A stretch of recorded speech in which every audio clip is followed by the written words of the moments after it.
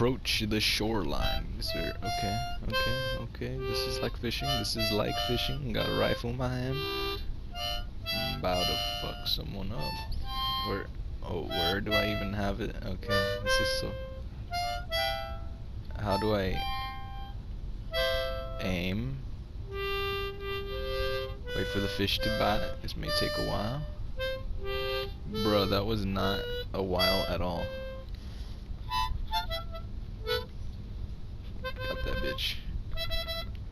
Got that bitch. That's the fastest fish I have ever caught. Make a few casts. Okay, this is... Oh, it's... I think it's biting. He's biting. Yank this motherfucker. Fish this little boy out. Golden shiner. This is the game. This is the game that we all want. This is it. This is as you can see, it's almost perfect weather for fishing. It's quite nice. There's an invisible barrier. I can't go through there, so my options are limited. Let me just throw it. Can I cast it all the way over there? Yes, I can. That's a deal right there. Look at this big ass boy right there. It's a big boy right there. Okay, watch this shit. This shit sucks. Hold up, I'm changing instruments. I do not know how to play a fucking harmonica. Sad. Okay, this is the life. This is it. This is how we fish. Fishing takes time. It's not like you just catch it immediately, like in this game that I just caught it immediately, you know? It's just beginner's luck, man. Just a little. Twirling it around me. Twirling it around. See if this game has actual physics. Where did my thing go? Where did it go? Is it on the ground? Oh shit. It does. Oh, but I just unhooked that like if it was nothing. Okay. No, why? This is this game somehow makes fishing more boring. I don't know how that's possible. This is probably the game that makes people not want to fish. This is how fishing is. This is the dream. This is the dream. This is what every fisherman wants. They never want to change location. They stay exactly where they know there's no more fish. Cause I literally just fucking yanked up more than 3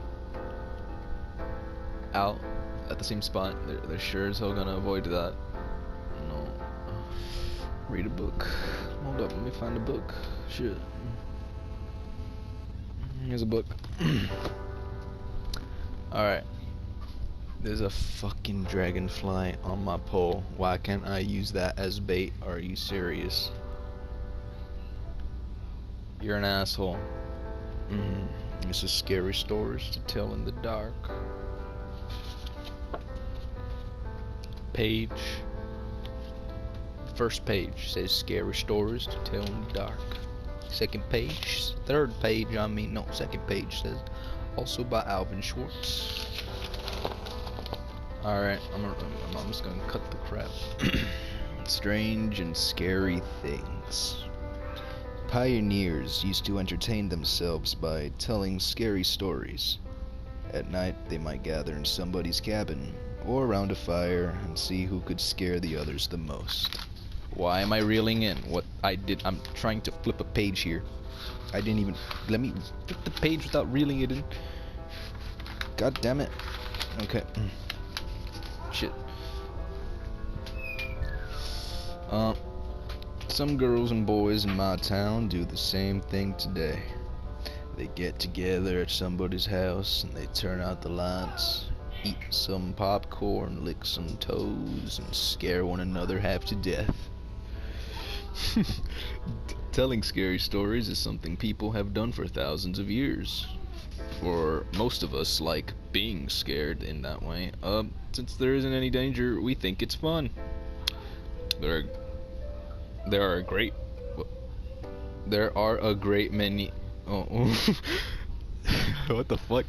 There are a great many stories to tell. There are ghost stories, period. There are tales of witches, comma, devils, comma, boogeymen, comma, zombies, comma, and vampires, comma. There are tales of monstrous creatures and of other dangers, period. There are even stories that make us laugh. Okay, I want to skip this shit. Alright, let's cut right to the chase. Hold up, I got a freaking reel that there's nothing in here, so I'm just gonna cast it. We're gonna read, boys. We're gonna go through this whole thing in under an hour. It says, this chapter is filled with jump stories you can use to make your friends jump with fright. The Big Toe. A boy was digging at the edge of the garden when he saw a big toe. He tried to pick it up, but it was stuck to something, so he gave it a good hard jerk, and it came off in his hand. And when it came in his hand, he heard something groan and scamper away. The boy took the toe into the kitchen and showed it to his mother. The mother said, "It looks nice and plump." She said, "I'll put it in the soup, and we'll have it for supper." That night, his father carved the toe into 3 pieces, and they each had a piece. Then they did the dishes, and when it got dark, they went to bed. The boy fell asleep almost at once, but in the middle of the night, a sound awakened him. It was something in the street at the voice, and it was calling to him, saying, "Where's my toe?" It groaned. When the boy heard that, he got very scared, but he thought, "It doesn't know where I am. Doesn't know my IP address. It'll never find me." Then he heard the voice once more, only now it was closer. "Where's my toe?" It groaned. The boy pulled the blankets over his head and closed his eyes. "I'll go to sleep," he thought. "When I wake up, it will be gone." But soon he heard the door open, and he heard the voice again. "Where's my toe?" It groaned. Then the boy heard the footsteps move through the kitchen, the dining room, into the living room, into the front hall. Period. Then slowly they climbed the stairs. Closer and closer they came. Soon they were in the upstairs hall, and next outside his door. "Where is my toe?" The voice groaned. His door opened, shaking with fear. He listened as the footsteps slowly moved through the dark toward his bed. Then they stopped. "Where's my toe?" the voice groaned. At this point, in parentheses, then jump at someone's next and shout, "You've got it." The big toe, okay, it says here that the big toe also has another ending. When the boy hears the voice calling up for the toe, he will ask the strange-looking creature up inside the chimney.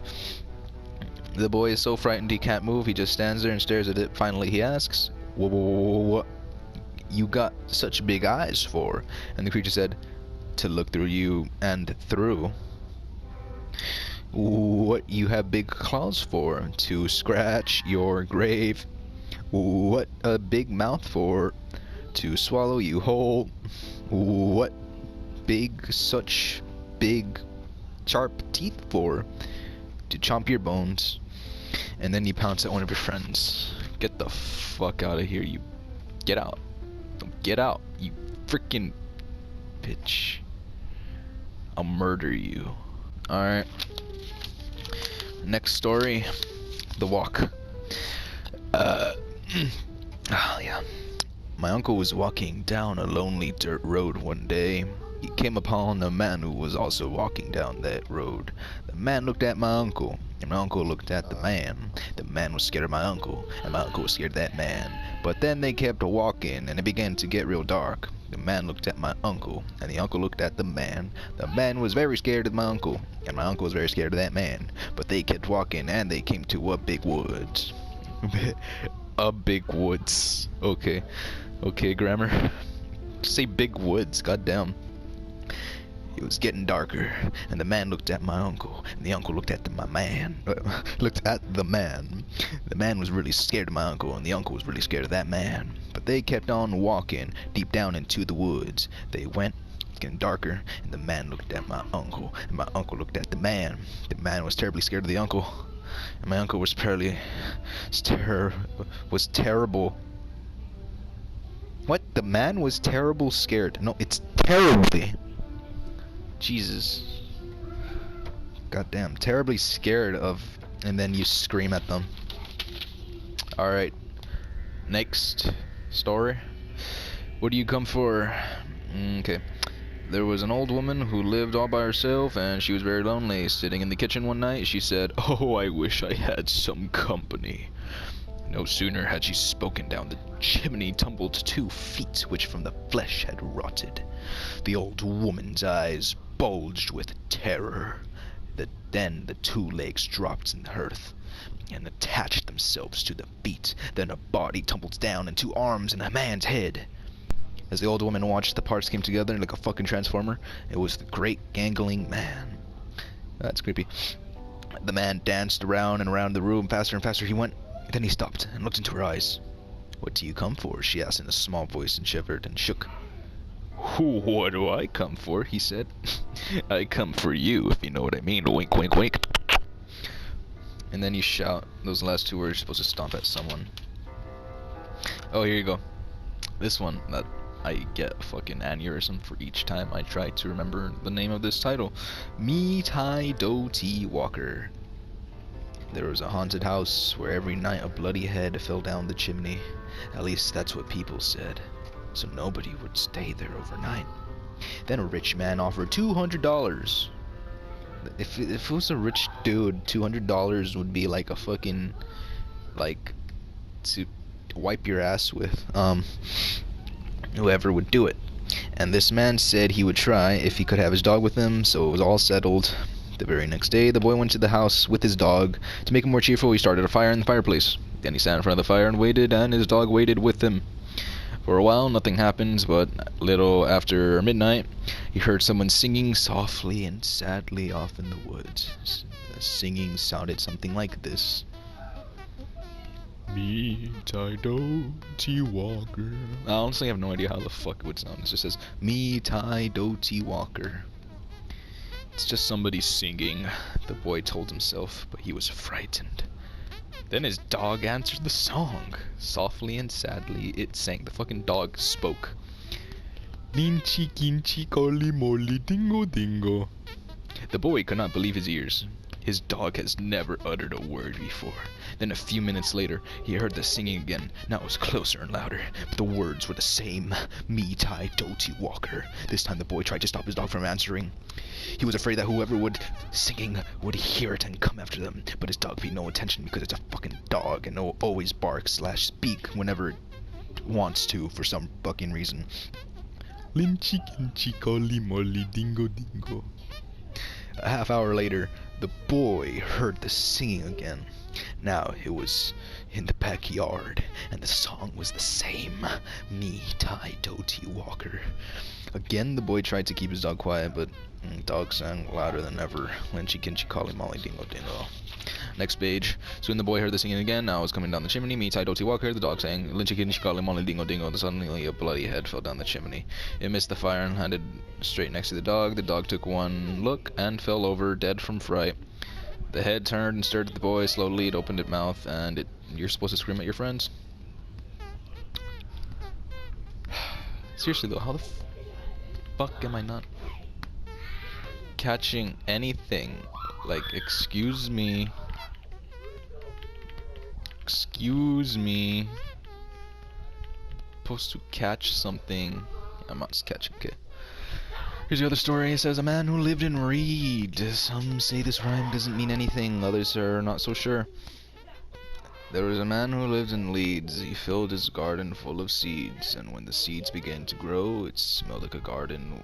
Oh, it was like a garden filled with snow. But when the snow began to melt, it was like a ship without a belt. And when the ship began to sail, it was like a bird without a tail. And when the bird began to fly, it was like an eagle in the sky. And when the sky began to roar, It was like a lion at my door. And now you drop your voice. Jaime voice. And when the door began to crack, it was like a penknife in my back. And when my back began to bleed, You turn off the lights. Oh shit, hold up. Shit, I can't read. Alright. I was dead indeed. I did not mean for that to rhyme with read. Alright, you're supposed to scream. Here, another song. Old woman and all skin and bone. There was an old woman all skin and bone who lived down the graveyard all alone. Ooh. She thought she'd go into church one day to hear a parson preach and pray. Ooh. And when she came to the church house style, she thought drops and rest a while. Ooh. When she came up to the door, she thought she'd stand and rest some more. Ooh. But when she turned and looked around, she saw a corpse upon the ground. Ooh. From its nose down to its chin, the worms crawled out. The worms crawled in. Ooh. The woman to the preacher said, Shall I look like that when I'm dead? Ooh. The preacher went to the woman and said, You look like that when you are dead. Ooh. And then he screamed. That was awful. The only reason why people ever had these books as a kid was because the imagery was more scary than the damn story. He heard footsteps coming up the cellar stairs. There are ghosts in this chapter. The Thing. You know what? Fuck this. I'm never gonna play this game again. This game is awful. We're downloading another one immediately. Let's get the hell away from this shit. We're going. We're leaving.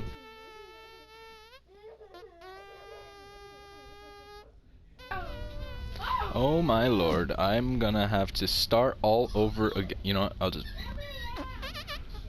What? There's people here? Okay, I can add you. Is it the same as here? Oh, there's people! Hey, look at the people! There's people! Hey, people! What? Oh, these guys are champs. These guys are freaking champs. This is way better than I thought it'd be. Okay, we're gonna catch a big one. I'm gonna start all over again. And Ted Martin and Sam Miller were good friends. They spent a lot of time together. Oh. What? Okay. On this particular night, they were sitting on a fence near the post office talking about one thing and another. There was a field of turnips across the road. Suddenly, they saw something crawl out of the field and stand up. It looked like a man, but in the dark it was hard to tell for sure. Then it was gone. But soon it appeared again. It walked halfway across the road. Then it turned around and it went back into the field. Like a normal fucking human being. Then it came out the third time and it started toward them. Okay. By now Ted and Sam were scared and they started running. But when they finally stopped,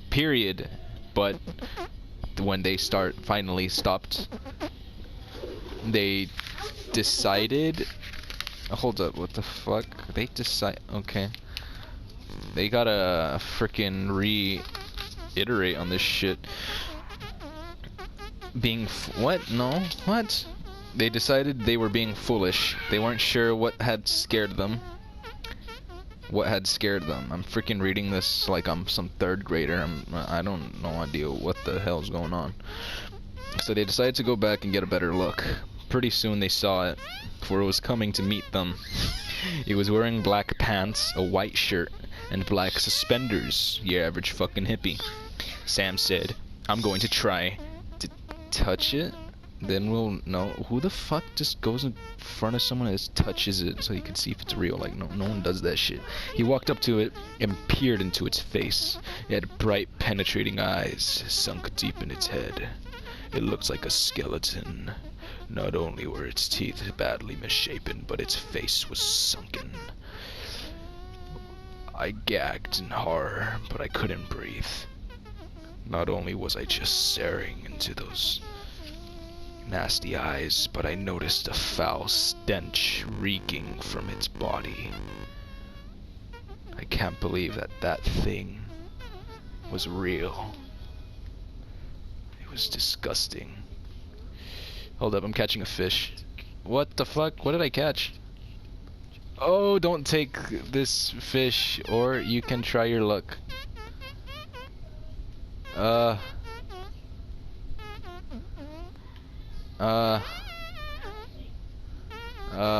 Also, what I was reading, it was not in the book. I was just fucking adding shit to it, which is why it sounded weird. Ted took one look and screamed, and again he and Sam ran, but this time the skeleton followed them. When they got into Ted's house, they stood in the doorway and watched it.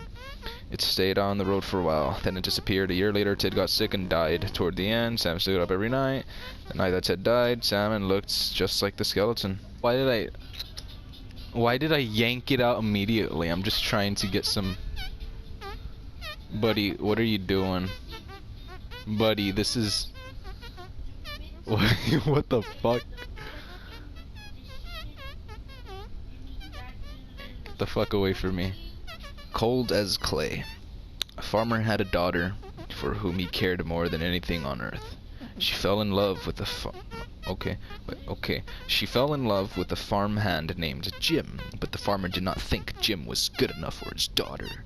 To keep them apart, he sent her to live with her uncle on the other side of the county. Soon after she left, Jim got sick, and he wasted away and died. Everyone said he died of a broken heart. The farmer felt so guilty about Jim's death he could not tell his daughter what had happened. She continued to think about Jim and the life they have had together. One night, many weeks later, there was a knock on her uncle's door. When the girl opened the door, Jim was standing there. "Your father asked me to get you," he said. "I came on his best horse." Is there anything wrong? She asked. "I don't know," he said. She packed a few things and they left. She rode behind him, clinging to his waist. Soon he complained of a headache.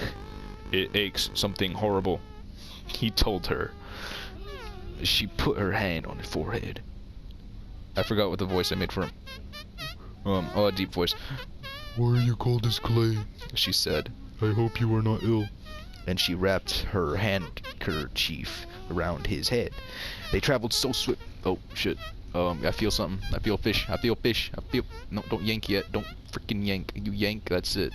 I need this fish. Give this fish. Give it. It's a small ass one. Fuck this gold incher. I wish it showed an animation of me like fucking eating this shit. Okay, you traveled so... I'm already feeling a bite. What the hell? It better not be the same fish. If it's the same fish, I'ma cry. It's the same fish, ain't it? Oh, look at you. Are you the same fish? Probably are.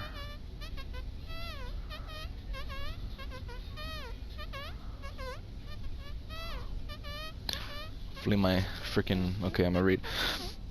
They traveled so swiftly that in a few hours they reached the farm. The girl quickly dismounted and knocked on the door. Her father was startled to see her.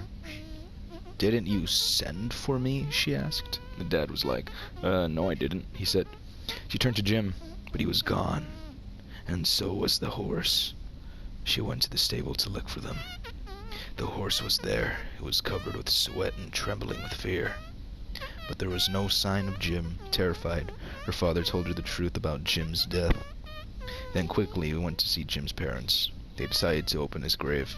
The corpse was in its coffin, but around its head they found the girl's handkerchief. Oh, that's pretty cool. It's actually a cool story. It's not so scary, but it's pretty wild. Like, just thinking about that, like if that shit actually happened, that'd be like, goddamn. I don't know how to explain that. Next story. This one's called The White Wolf. Ugly ass wolf. What kind of wolf is that? The timber wolves around French Creek had gotten out of hand. There were so many wolves, the farmers could not stop them from killing their cattle and sheep. The state put a bounty on them. It would pay a junta $10 for every wolf pelt he turned in. $10? Are you serious, man? Okay. A This is weird. Okay, a butcher in town named Bill Williams thought that was a pretty good money. That's not pretty good money. I'm pretty sure. I'm assuming that this was back in the days when, I don't know, 1970s or some shit. Probably. Shit. When was this book made? Hold up, I'm seeing.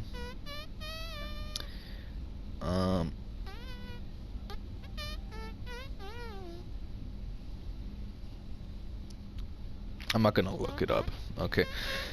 Anyways, a butcher in town thought that was good money. He stopped working as a butcher and started killing wolves. He was good at it. Every year he killed over 500 of them. That came to more than $500,000. It was quite a bit of money in those days. Oh, okay, there you go. After 4 or 5 years, Bill had killed so many wolves that there were hardly left in the area. So he retired, and he vowed he would not harm another wolf because wolves had made him rich. Who vows for that? Just say it that you feel bad that I just fucking committed a mass genocide against wolves. Anyways. Oh, being called. And then one day the farmer reported that a white wolf had killed 2 of his sheep. He had shot it and hit it, but the bullets didn't seem to have any effect. Soon that wolf was seen all over the countryside, killing and running, but nobody could stop it. One night it came to Bill's yard and killed his pet cow. Bill forgot about his decision never to harm another wolf. He went into town and the next morning and bought a young lamb for bait. He took it down to the hills and tied it to a tree. Then he backed off about 50 yards and sat down under the tree with his gun on his lap. He waited. But Bill didn't come back. His friends started looking for him. Finally they found the lamb. It was still tied to a tree. It was hungry, but it was alive. Then they found Bill. He was still sitting against the tree, but he was dead. His throat had been torn open, but there was no sign of a struggle. His gun hasn't been fired, and there was no tracks of the soil around him. As for the white wolf, it was never seen again. Well, I mean, I would have added a lot more detail, but that'd make this book seem like not really meant for kids. You know, I mean, the kids, freaking the imagery is enough to scare them, not the stories. Alright. Next story. The Haunted House. Once upon a time, a preacher... oh, what the fuck? Why do I think once... One time, a preacher went to see if he could put a haunt to rest the... Let me read this again. One time, a preacher went to see if he could put a haunt to rest at a house in his settlement. The house had been haunted for about 10 years. Several people have tried to stay there all night, but they always would get scared out by the haunt. So this preacher took his Bible and went to the house, went on in, built himself a good fire, and lit a lamp. This is kind of like that freaking Me Titled Chapter story, if you know what I mean. Okay, so he sat there reading the Bible. Then, just before midnight, he heard something start up in the cellar, walking back and forth, back and forth. Then it sounded like somebody was trying to scream, but got choked off.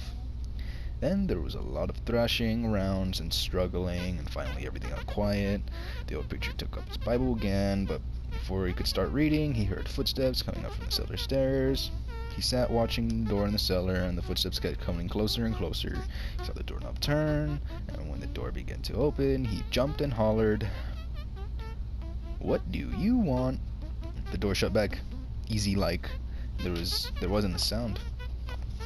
Preacher was trembling a little, but he finally opened the Bible and read a while. Then he got up and laid the book on his chair and went to mending the fire. And the haunt started walking again, and step, step, step. Up the cellar stairs, the old preacher sat watching the door, saw the doorknob turn, the door open. It looked like a young woman. He backed up and said, "Who are you? What do you want?" Oh, that's weird. Oh, God.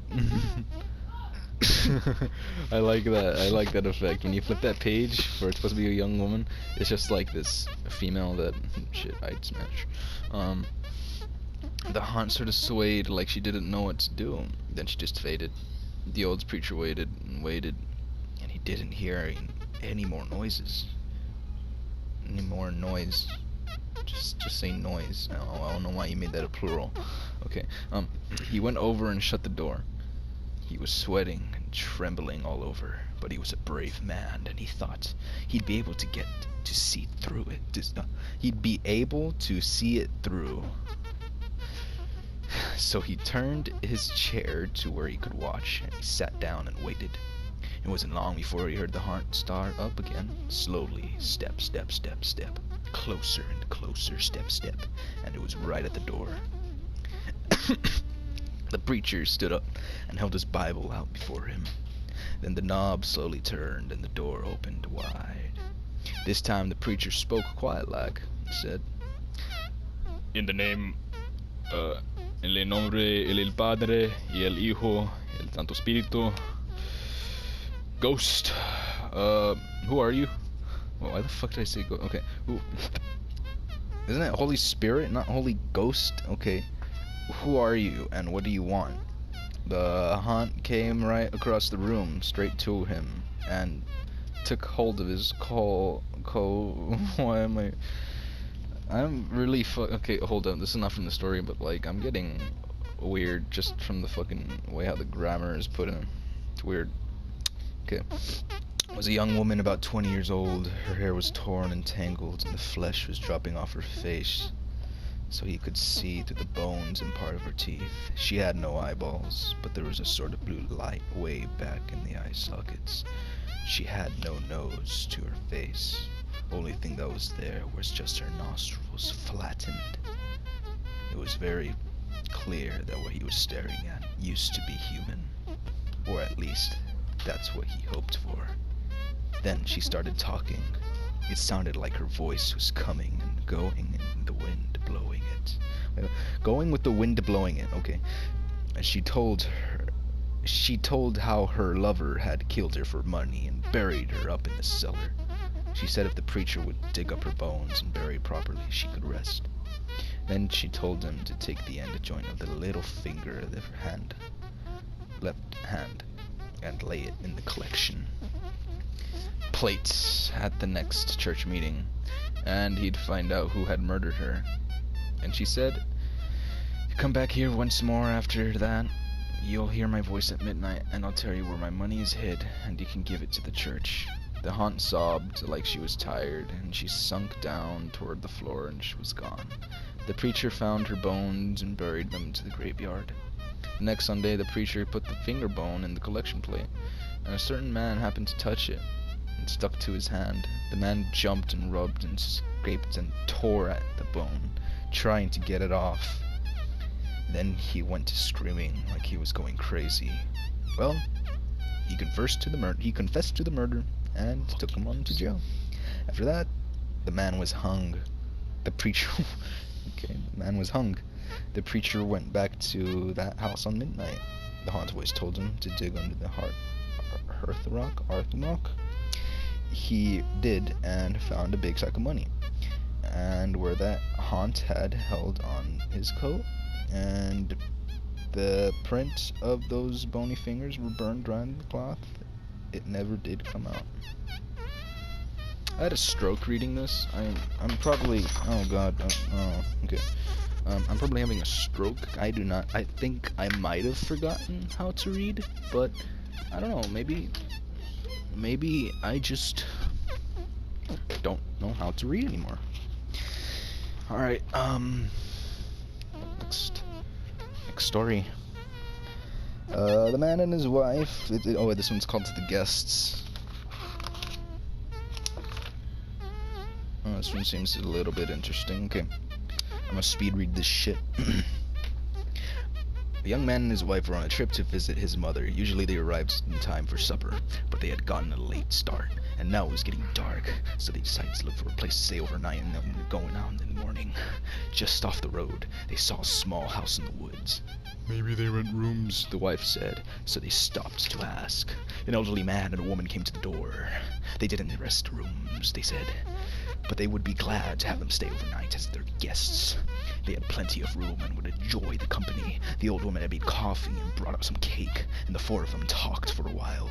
Then the young couple were taken to their room. Then again, they explained that they wanted to pay for this, but the old man said they would not accept any money. The young couple got up early in the next morning, before their host had awakened. On the table near the front door, they left an envelope with some money in it for the room.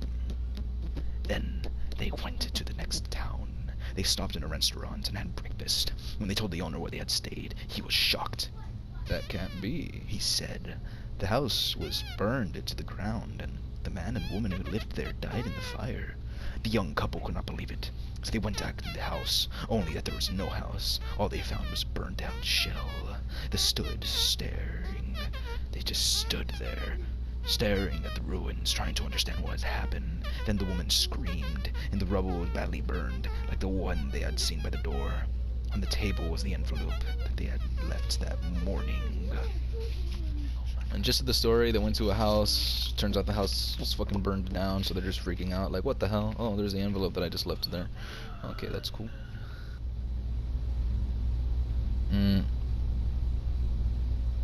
Alright, this will have to do it for this book. Fuck. I didn't catch anything. I feel freaking sad. Hold up.